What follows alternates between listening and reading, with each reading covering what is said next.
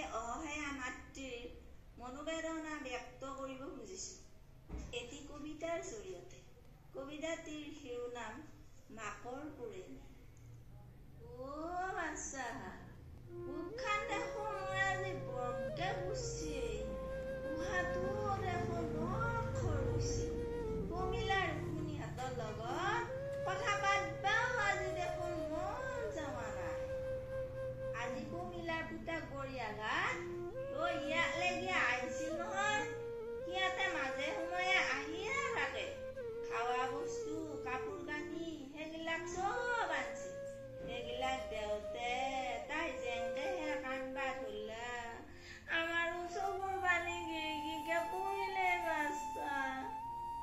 সিয়াতে কেতিয়াবা সুধে মোক, তই গোটেই অনাহ নেকি বাইটি? কোনোদিন কোনো নাহে দেখোন। মোৰ কি কম কি নকম লাগি পৰে।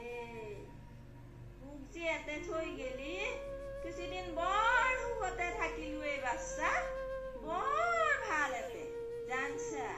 খাৱা লোৱা, হাঁহা মাতা, সেৱা শুশ্ৰূষা একোৰে আকাল নাই।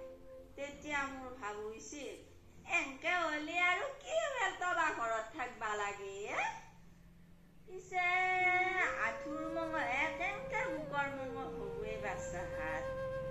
তহুত কাষত নাটখাত ধৰি বুকখান সুধা সুধা লাগবা ধৰলা। ইটাতে মন নোযোৱা হৈছে মোৰ। তহঁতক লেগি চেৰেং চেৰেংকে মনত পৰে। নাতিয়া নাতিনী গীতাক একবাৰ চাবা লেগি মনটো বিলৌ বিচৌ কৰিয়ে থাকে বাচ্চা হাত। ৰাতিটো কান্দনতে যায় সৰুকে। অতীত কথাগিলা ভাবি নিজে হাঁহো নিজেহে কান্দো। কিবা সুকন হান লাগে সেইগিলা। তহঁতক যে চোতালত ধাৰি পাৰি লৈ ঘুমি সেই গোহাঁই কথা কৈছিলো, চবনৰ সাধুটো মনত আছেই নে? অন্ধ মাক বাপকক যি ভাৰ কৰি লৈ ঘূৰিছিল। তহঁতে তেতিয়া কৈছিলি আমিও ডাঙৰ হলি মাই পিতাক দুখ পাবা নেদো। পিতেৰে হাজিৰা কামৰ পে গধূলা যেতিয়া ঘৰক আইছিল ভাগাৰে যোগাৰে, তেতিয়া এই দুখ মনে মাৰি বহি থাকোতে মোক যি কৈছিলি আৰু কিছুদিন ৰ মাই, পিতে আৰু হাজিৰা কৰবা নালগে। সঁচাকে পিতেৰে আৰু হাজিৰা কৰবা নালগায়ে হ'ল। আমাক এৰি থৈ পিতেৰে আৰাম ললা। একেবাৰে সিপুৰীত যায়। এই ডাঙৰ বাবা তেতিয়া 9ত আছিল আৰু তহঁত দুটা এমি আৰু এলপিত। মই চকু দি বেহাৰৰ ফুল দেখিছিলো, কিন্তু তহঁতৰ দিগি চাই সান্তনা লৈছিলো বাচ্চা হাত।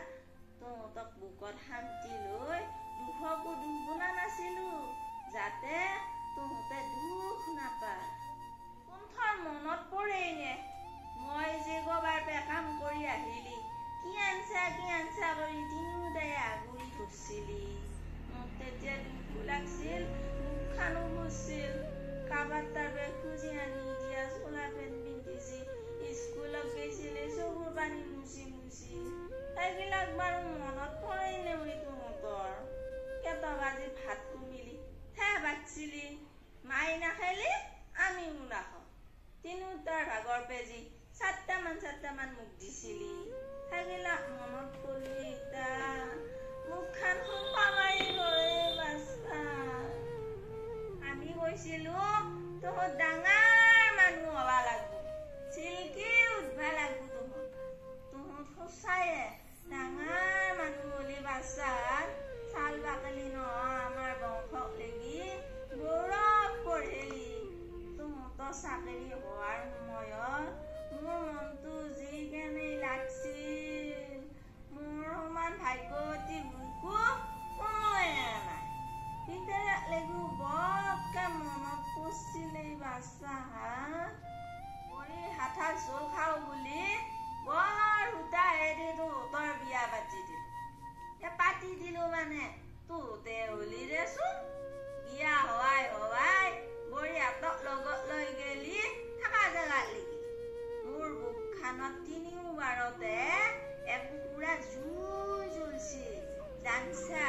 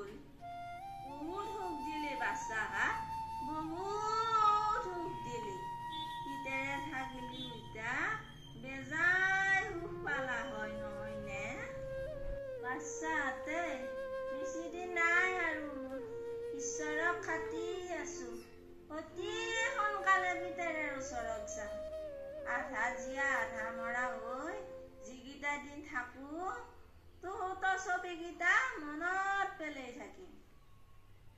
অনাহাত মোৰ